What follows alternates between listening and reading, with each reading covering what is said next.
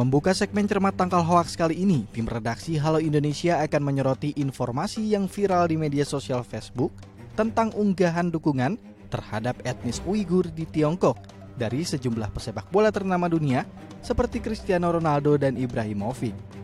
Lantas, apa kata masyarakat? Kalau menurut saya yang saya lihat itu fakta sih kayaknya gitu. Nah, itu soalnya itu ada videonya sih gitu di YouTube kayaknya kan. Itu kayaknya emang asli gitu. Ada postingannya ya bisa jadi fakta sih itu karena emang banyak yang dukung.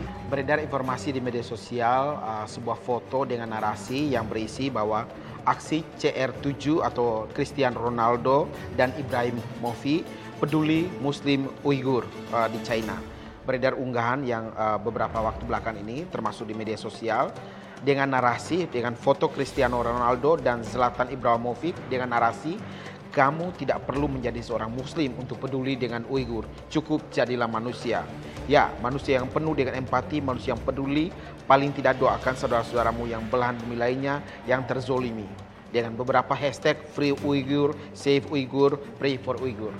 Faktanya, foto dan narasi tersebut adalah hoax, adalah disinformasi. Foto tersebut adalah editan atau penyuntingan dan merupakan manipulasi foto. Foto yang dinarasikan ini dikaitkan dengan peduli dengan peristiwa di Uighur di China. Sebelumnya, dua foto editan tersebut pernah diklaim sebagai bentuk dukungan terhadap wartawan foto Palestina Muad Armanet. Jadi, tidak benar bahwa foto Cristiano Ronaldo dan Zlatan Ibrahimovic itu sebagai bentuk dukungan terhadap peristiwa di Uighur.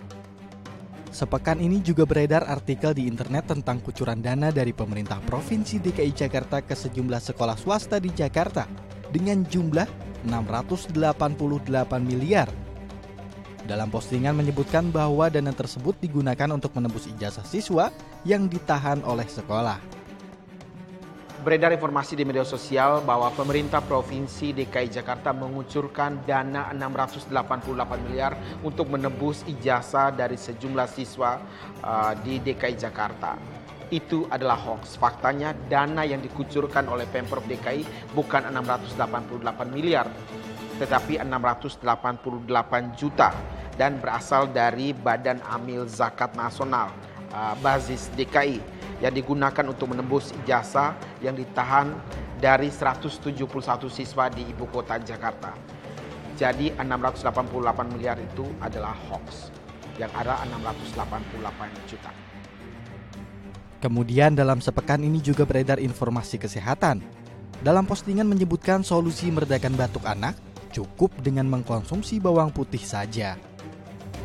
Hoax sih karena belum terbukti secara medis. Fakta itu. Soalnya itu kan itu antibakteri gitu. Kan juga bisa antibiotik gitu. Beredar informasi lama yang didaur ulang kembali di media sosial bahwa ada sebuah postingan bahwa bawang putih dapat menyembuhkan batuk dan pilek pada anak-anak.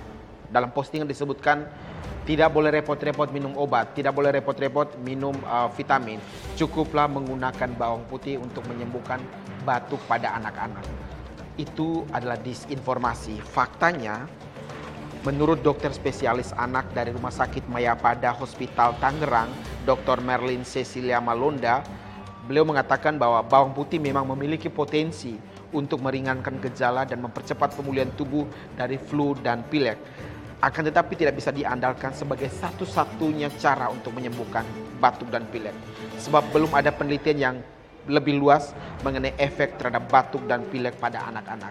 Bahwa bawang putih bisa digunakan untuk meredakan batuk dan pilek pada orang dewasa, iya, tapi tidak untuk anak-anak. Pemirsa, pastikan informasi yang Anda bagikan adalah fakta, bukan berita bohong yang akan merugikan diri Anda sendiri dan orang lain di sekitar Anda. Tim Liputan, The ITV.